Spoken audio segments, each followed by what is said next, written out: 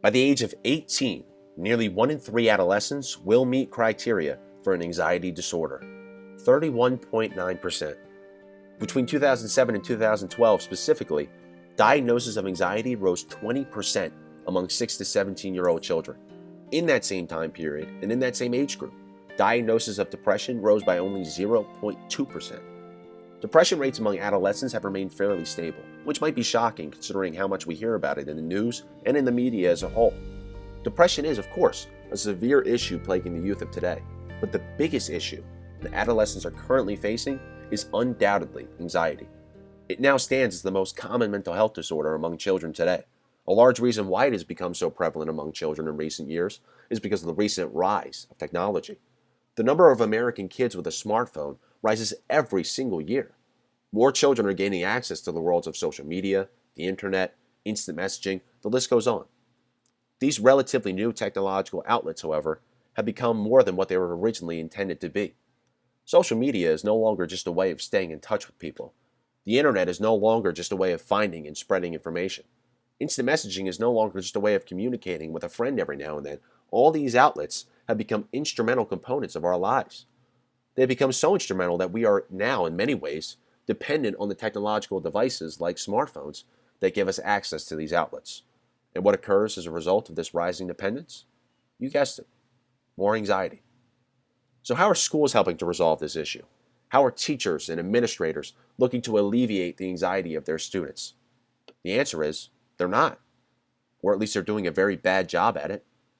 I fully believe that they're only adding fuel to the fire. We've seen school districts incorporating new forms of technology into their teaching methods, sometimes to an overwhelming degree. The LA Unified School District even went as far as to provide each of their 650,000 students with an iPad just a few years ago.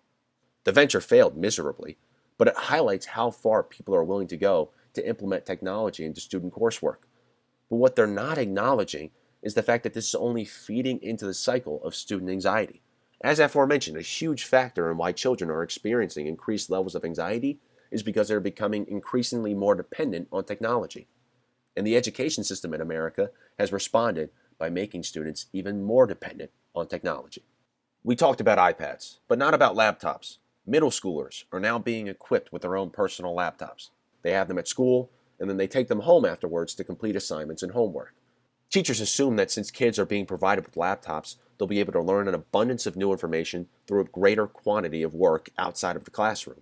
But what if a student has poor Wi-Fi at home? What if they have a full night of extracurricular activities?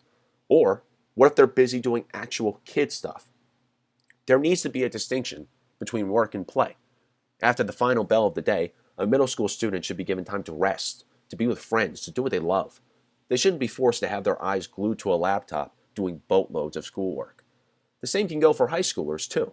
Yes, a high school student should be required to do more work than a student in middle school, but the majority of their learning and practice shouldn't occur outside of school simply because they were provided a laptop. They need time away from school as well. Smartphones have also become a burden for children when it comes to their education. Apps like GroupMe and Remind 101 can be utilized by teachers to send instant messages to students well outside of school hours. And these messages are added on to the email notifications that kids are already receiving throughout the course of the day from teachers. The point is that school is inescapable nowadays. You can leave school grounds with no homework assigned to you at all. But as soon as you get home, you can get a message from your teacher telling you that you actually have to complete an assignment on Khan Academy by tomorrow, and you will be expected to complete it because you have access to a laptop. Students don't have full control over their outside lives anymore. School follows them everywhere they go because they carry those technological devices with them everywhere they go. They have to. That's what the education system expects of them. They need to be checking their school emails constantly. They need to be prepared to do hours of homework online each night. They need to be dependent on technology, so dependent. They don't have full control over their outside lives anymore because technology does. This can in turn create severe anxiety.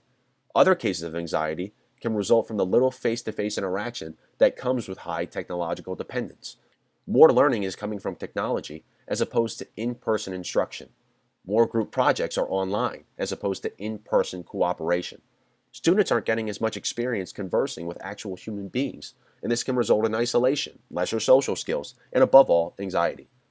There are a number of ways for anxiety to be reduced among students, and reducing their dependence on technology is arguably the most beneficial. I'm not arguing to get rid of technology's presence in the classroom entirely. It's opened up so many doors for a new era of schooling. I'm just saying that schools need to be utilizing it more responsibly. Technology should be used to aid instruction. It shouldn't be the primary way students engage in learning. It falls on the schools to implement boundaries as to how much they are willing to let technology play a role in the students' education. Don't give young children laptops or iPads if they don't really need laptops or iPads. If you're going to give devices to students, give them to high school students who are more mature and less malleable. Don't let teachers pester their students outside of the classroom.